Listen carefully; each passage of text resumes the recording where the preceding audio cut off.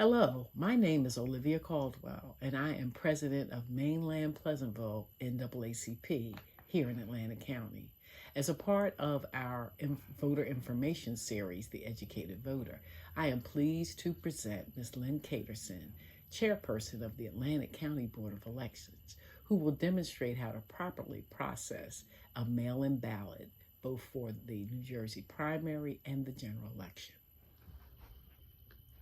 Hello, I'm Lynn Caterson, Chair of the Atlanta County Board of Elections, and I'm delighted to be here to show you how to properly complete your mail-in ballot. You will get this large envelope in the mail. Carefully open the envelope. Then take all the items out of the envelope. You will have a letter from the Atlanta County Clerk explaining why you got the mail-in ballot. You will have the ballot itself, which is a very large piece of paper. The back is blank. You will be filling out the front. There is a voter instruction sheet, and there are two more envelopes. What we call the inner envelope and the outer envelope. I suggest you take the instructions and go through them carefully. It notes by step and step what you do and the order you do it in. The first step is to complete the mail-in ballot. You will need a pen with either blue or black ink or a number 2 pencil. Be very careful as you fill in the ballot not to mark anything but the bubbles or balloons or oval circles you intend to mark. Any other mark on the ballot could disqualify it. Also, please note that if it says vote for only one person, vote for only one person. If you vote for more than your ballot indicates, your vote will not be counted. Remember, this is your ballot.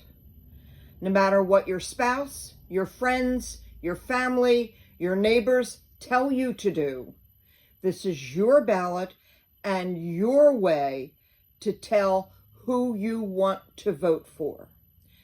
Complete your ballot and put it right in front of you, fully marked. Then take the inner envelope. Put the ballot inside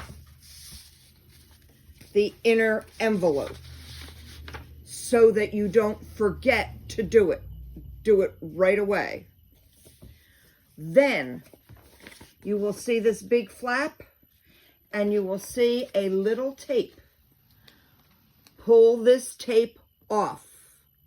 When you do it, it will reveal a sticky line which then will seal this ballot. Then, as you see, and this is very important, there are things to fill out. But I point out, it says, do not detach. Leave everything on this envelope as it is. Then, as you see, you print your name, you print your address, your municipality, and then most important, as the arrow says at the X, you sign your name. Sign your name the way you always sign it. If you have signed a poll book recently, use the same signature as in the poll book. If you applied for a mail-in ballot in the past, whatever signature you use to apply for the mail-in ballot should match the signature that you put on the outside envelope. That is how the Board of Elections will decide whether this is a legitimate ballot. Then, remember, you've already sealed it with the sticky stuff and you've not detached the flap. You will then take the big envelope. You will put the inner envelope in the big envelope. And again, there is this seal. You'll rip that off, put the flap down, and just rub your hands across, and it is sealed. A couple things about the big envelope. Notice it says no postage required. You can put it in any U.S. postal box and it will be delivered to the Board of Elections. For the primary, there will be in place before the primary drop-off boxes, 5 in the county, and you will be notified of where they are if you do not want to use the post office. Also, on the other side of the large ballot, if someone is taking your ballot to the Board of Elections, they must be authorized to do so, must indicate they're a bearer, and must sign as a bearer. By law, a bearer can only take 3 ballots, not counting his or her own. Other ballots a bearer would take would not be able to be received. Put it in the mail, one of the drop-off boxes, and your voting is complete. A few notes about this very unique primary, July 7th, 2020. Mail-in ballots were sent to every registered Democrat and Republican. A letter with an application for a mail-in ballot was sent to every inactive voter and every unaffiliated voter. The people who got applications for the mail-in ballots must declare their party when they return the application for the mail-in ballot. They will then be registered as that party, and the mail-in ballot they will receive will only be for that party. A primary election is only for Democrats and Republicans. Other registered voters in other parties will not have their vote count if they try to vote in this primary. When you go to the polling places, only the handicapped will be permitted to vote in the voting machine.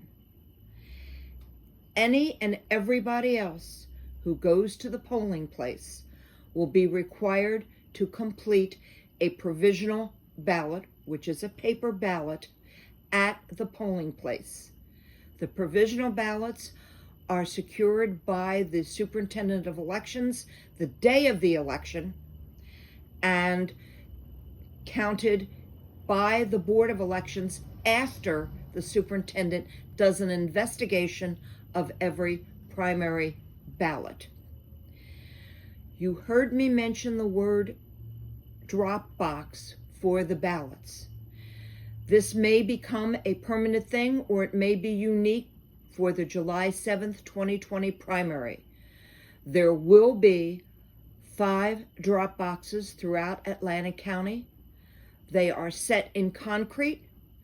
They are monitored 24/7 by a surveillance camera, and staff of the Board of Elections regularly, sometimes many times a day, will come and empty the drop boxes and bring those ballots directly to the Board of Elections.